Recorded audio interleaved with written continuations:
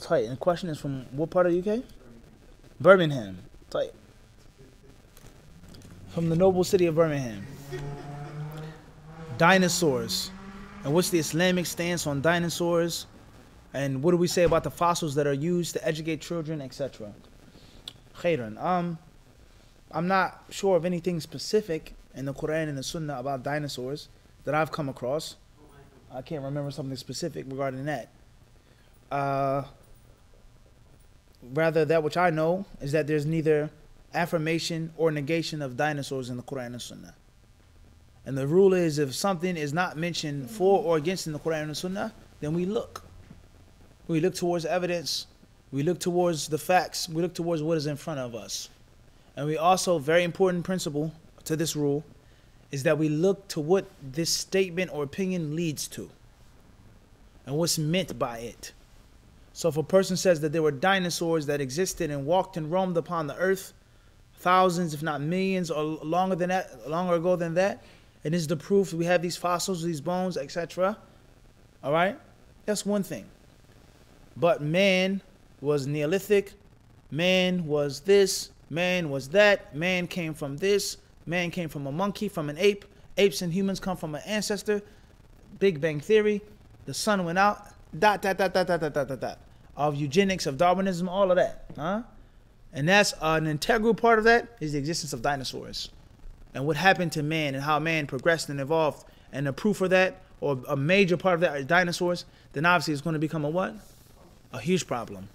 All right? And the discussion of evolution in Islam, microevolution, macroevolution, it's a big, big, long discussion.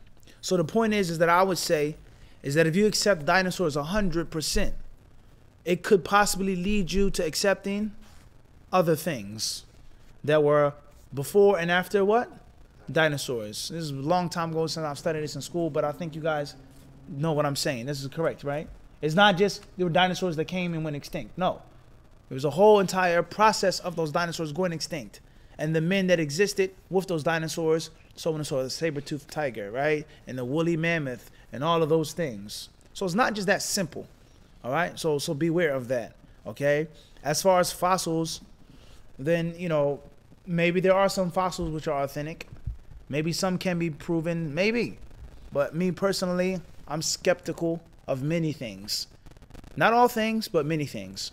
And when people are telling you what happened and what took place and what existed, and we have this fossil in the museum and this bone, Allahu Alam, how authentic that is, how true that is.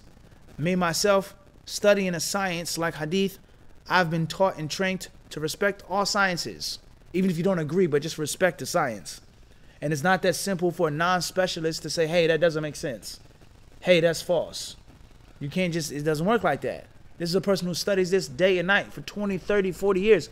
Who are you to just come and say it doesn't make sense? It's not that simple, even if you don't agree with it. But me personally, I don't think that every single fossil is authentic. And I don't believe that all fossils, if they are authentic, prove that there was this type of dinosaur and this huge, thick-winged, bone pterodactyl flying around.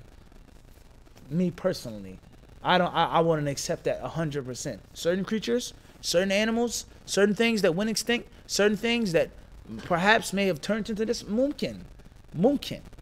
But dinosaurs as a whole, Tyrannosaurus rex as a whole, Stegosaurus, Brontosaurus, Mosasaurus as a whole, I wouldn't necessarily accept that myself. And I wouldn't teach that to my children.